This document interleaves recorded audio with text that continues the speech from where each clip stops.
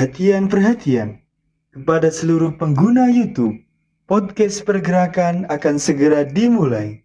Kami persilahkan untuk like dan subscribe dan nyalakan juga notifikasinya. Terima kasih.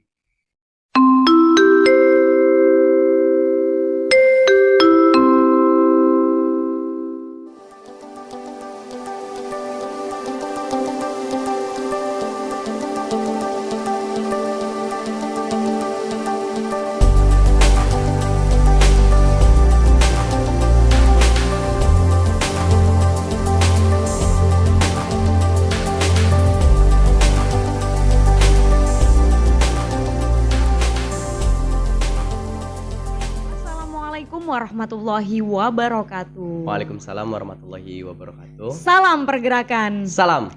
Jumpa lagi dengan saya Vina Selviana, host di podcast pergerakan. Dan untuk sahabat-sahabati semuanya, malam ini merupakan malam yang sangat istimewa. Karena pada malam hari ini kali pertamanya podcast pergerakan ini launching sahabat-sahabati. Dan tentunya untuk kalian semua jangan lupa like, komen, dan subscribe di channel YouTube Narasi Aktivis. Dan di samping saya sudah ada tamu yang sangat luar biasa, yaitu sahabat Faji. Bagaimana kabarnya? Alhamdulillah baik-baik saja. Alhamdulillah baik-baik saja. Dan perlu sahabat-sahabat diketahui bahwasanya Pak Faji ini merupakan Ketua Komisariat PMI Kampus Putih di periode 2020-2021 ya Pak Ketum? Ya. Luar biasa sekali. Boleh saya sedikit tahu Pak terkait PMI Kampus Putih ini yang konon dulu namanya itu Unidharma ya Pak ya? Ya, PMI Kampus Putih ini berdiri sejak 2008 ya. 2008. Iya, pada saat itu namanya Mas Unidharma. Oh, Unidharma. Ketua Komisariat pertama pada saat itu Sahabat Burhan. Iya. Ya, diteruskan oleh Sahabat Syukron. Sahabat Syukron. Dan di-SK-kan pada periode yang ketiga Sahabat Khairul Anam. Iya. Sampai saat ini dan berganti nama menjadi PMI Kampus Putih. Kampus Putih berarti di kepengurusan sekarang ya Pak? Iya betul. Sudah berubah nama menjadi PMI Kampus Putih. Saya sebetulnya kepo Pak, dan mungkin sahabat-sahabati di sana juga kepo banget nih Pak terkait podcast pergerakan. Itu latar belakangnya seperti apa itu Pak? Ya, yang melatar belakangi didirikannya podcast pergerakan adalah kita ketahui bersama bahwa hari ini semuanya berbasis media dan teknologi ya. Iya, betul. Baik itu berita, betul banget, informasi atau bahkan Tor SIG atau PKD pun bisa lewat WA kan? Bisa lewat WA, dan kongres kemarin Pak itu daring ya Pak ya, 6 zona lewat daring. Nah, itu yang melatar belakangi. Artinya apa? Sudah saatnya kader dan anggota PMI mengerti ya, dan juga mampu mengoptimalkan kemajuan zaman tadi, bonus kemajuan zaman tadi, seperti itu. Iya, berarti ini sebagai upaya dalam merespon perkembangan zaman juga ya Pak ya, apalagi sekarang serba berbasis media sosial. Dan terkait prosesnya itu Pak, dari awal sampai malam ini bisa launching Pak, itu seperti apa Pak? Ya, proses panjang yang kami dan saya dan kepengurusan lalui ya beragam ya. Betul. Baik itu di wilayah material, karena bagaimanapun PMI tidak berorientasi pada ruang-ruang materialistik ya. Sehingga untuk mendirikan podcast ini kerja kerasnya adalah ya tadi mengumpulkan anggaran untuk membeli alat dan seterusnya. Nah, memang berat dan juga butuh waktu. Betul banget Pak. Akan tetapi kami selaku warga pergerakan percaya bahwa seberapa banyak kendala, seberapa beragamnya persoalan-persoalan yang ada di hadapan, ya tidak sedikit pun mengurangi rasa senantiasa bergerak kita. Karena banyaknya kendala dan persoalan tadi senada kok dengan solusinya. Iya betul Pak. Seperti itu. Setiap kendala pasti ada solusi Pak ya. Ya betul. Dan ini apakah menjadi program utama dalam kepengurusan Pak Ketum ini Pak di tahun 2020-2021 tentunya? Iya, podcast ini menjadi program unggulan ya. Oh, luar biasa banget sahabat-sahabati. Ini merupakan program unggulan di kepengurusan Ketum Faji. Iya. berangkat daripada obrolan sederhana yang terjadi di struktural kepengurusan yang memandang perlu ke depan sahabat-sahabat ini ngerti dan mampu mengoptimalkan kemajuan zaman, bonus kemajuan zaman dalam hal ini teknologi dan media, sehingga kita menggagas tema besar dalam program kerja yang tempo lalu dilaksanakan di Kuningan, yaitu apa itu, Pak? Revitalisasi kaderisasi di era digitalisasi. Oh, ini menarik sekali sahabat-sahabat. Ini tema besar yang diangkat oleh Pak Ketum dan sahabat-sahabat yang lainnya, yaitu revitalisasi kaderisasi di era digitalisasi. Ya, betul. Itu mengapa, Pak, mengangkat tema seperti itu? Ini berangkat dari keresahan saya sebetulnya sebagai warga pergerakan yang melihat pertama tidak masifnya fanspage ataupun media sosial ataupun wadah-wadah lain yang sifatnya informatif ya, dari baik itu dari PC, PKC maupun PB. Luar biasa. Yang hanya menge-share informasi ataupun hal-hal lain seputar dunia pergerakan itu momentum saja. Oh, seperti tidak itu. Tidak ada intensitas dan juga masivisasi yang jelas yang berorientasi pada perkembangan pola atau mindset berpikir kader-kader yang ada di struktural di bawah ya, artinya dalam hal ini rayon, komisariat. Iya, betul. Karena bagaimanapun jantung pergerakan PMI ini ada di komisariat dan rayon. Betul sekali, Pak. Berarti ini cenderung pasif, Pak, ya, dari mulai PC, betul, PKC hingga PB. Iya, kalau nggak percaya bisa dilihat saja di masing-masing fanspage. Merilis berita, merilis info itu momentum sifatnya ketika ada apa, ada acara itu. Ya, Pak, ketika ada acara saja. Nah, jauh sebelum acara itu ada ya tidak ada apa-apa seperti itu. Iya. Nah, dari keresahan itu akhirnya saya dan juga struktural kepengurusan mendiskusikan itu untuk gimana sih solusinya atau gebrakan apa yang setidaknya membuat mereka sadar bahwa kepekaan terhadap kemajuan zaman itu harus ditanamkan sekarang-sekarang. Betul sekali, Pak. Dan terkait ini ya, Pak, ya, tadi bahwasanya kurang masifnya dari PC, PKC hingga PB. Dan kemarin hasil kongres sudah ditentukan leader baru ya, Pak, new leader baru, dan mungkin dengan wajah baru, harapan baru juga bagi warga pergerakan semuanya ya, Pak. Dan untuk Pak Ketum sendiri nih, bagaimana sih, Pak, harapan Tum Faji terkait terpilihnya Gus Abe dan juga Bu Ketum Maya selaku ketua Kopri, betul, Maya Muizatil.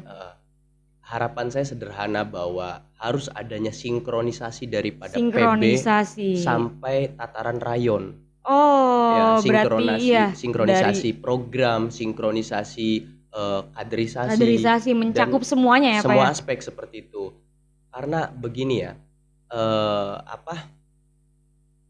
ketika memang tidak ada informasi atau berita yang sampai kepada tataran komisariat dan rayon, itu akan menyebabkan ketidaksinkronan gerakan dari atas sampai ke bawah. Seperti itu. Sehingga harapan saya ke depan bahwa Gus Abe dan Mbak Maya itu ya turun gunung. Nah, dan ini juga sebuah edukasi ya bagi kita semua bahwa menjadi ketua PB itu bukan raja.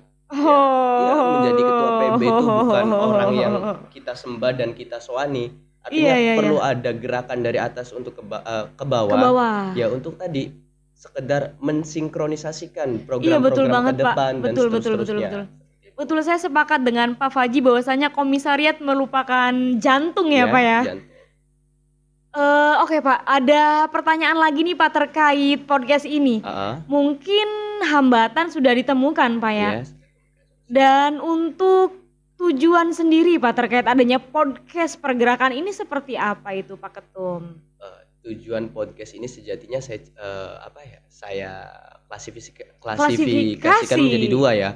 Pertama untuk komisariat, artinya keberadaan podcast ini bisa menjadikan magnet ya untuk sahabat-sahabat lain belajar dan juga mengimplementasikan hasil belajarnya. Betul banget. Dan juga belajar public speaking, terus melatih mental ya untuk berargumentasi dan berbicara di depan publik seperti itu.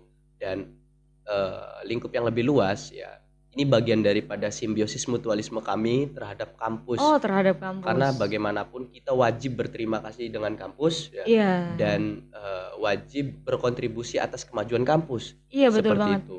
Nah, kita ketahui sekarang itu kan atau bicara tentang kampus, bicara tentang mahasiswa baru. Iya, bicara betul. tentang mahasiswa baru, bicara tentang kaderisasi Kaderisasi.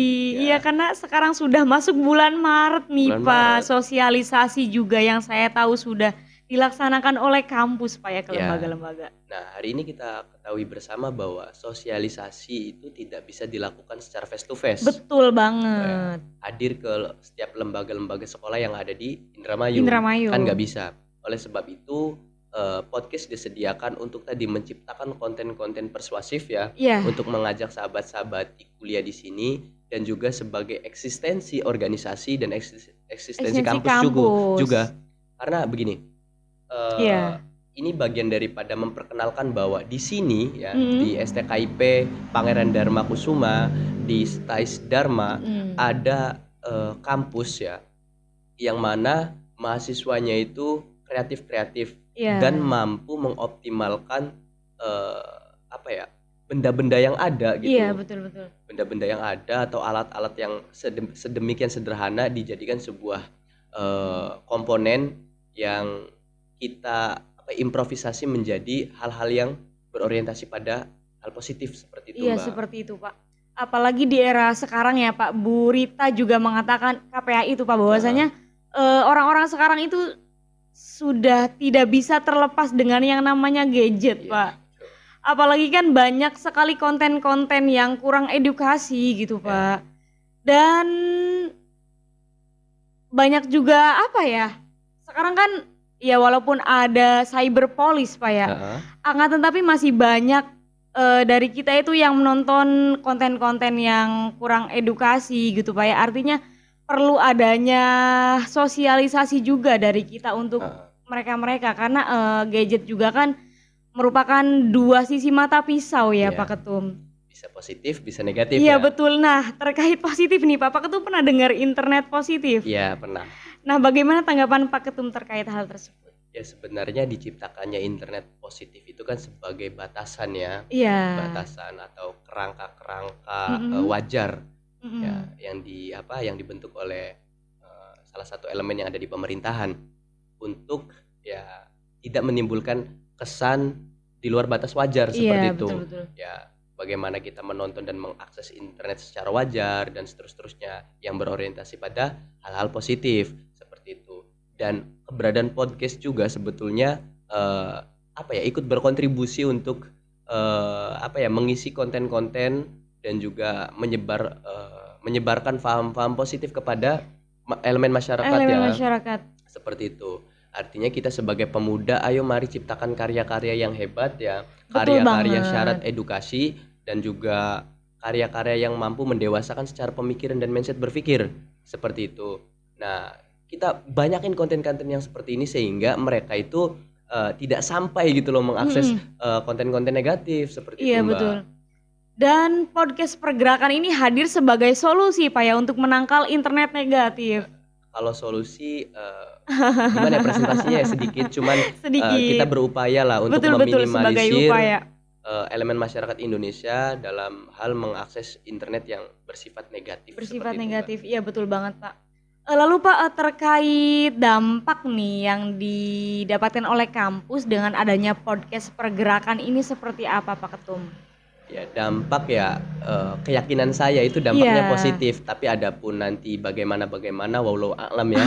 Artinya kita tetap berupaya bahwa ini loh hasil karya kita dan sebagai pemuda ayo mari kita terus berkarya dan bicara tentang dampak kepada kampus ya jelas bahwa eksistensi kampus ya semoga saja terangkat, eksistensi mahasiswa-mahasiswa yang kuliah di STKIP Pangeran Dharma Kusuma dan STAIS Dharma Kusuma itu juga terangkat seperti itu, Mbak. Adanya simbiosis mutualisme Pak antara podcast ini dengan kampus tentunya. Iya, betul seperti itu. Tadi menarik sekali Pak Faji menyampaikan pemuda ini saatnya bergerak dan berkarya, Pak ya. Dan untuk saat ini banyak pemuda yang terkait tentang YouTube, banyak juga kan yang sekarang beralih profesi menjadi YouTuber ya Pak ya.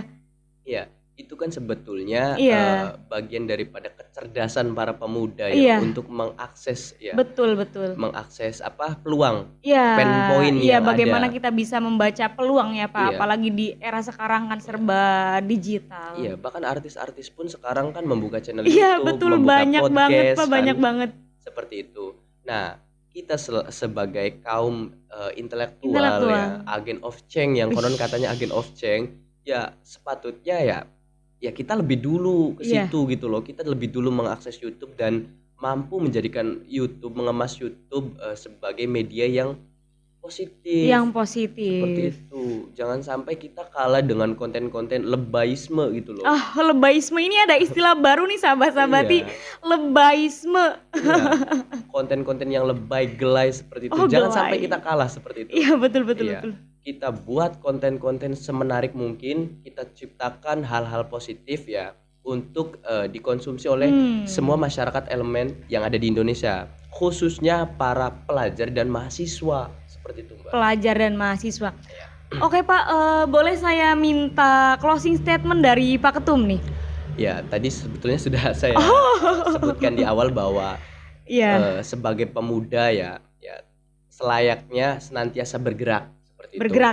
Dan closing statement teruntuk PMII ya, artinya karena saya juga lagi cinta-cintanya ya terhadap satu organisasi yang ini. Mantap Pak. Jadi jangan pernah ragu di PMII dan percayalah bahwa PMII merupakan jalan pintas Anda ya, dan kita semua menuju surga. Seperti itu. Luar biasa sekali. Jangan pernah ragu dengan PMII karena ber-PMII merupakan salah satu jalan pintas untuk menuju surga. Betul. Luar biasa sekali Pak Ketum.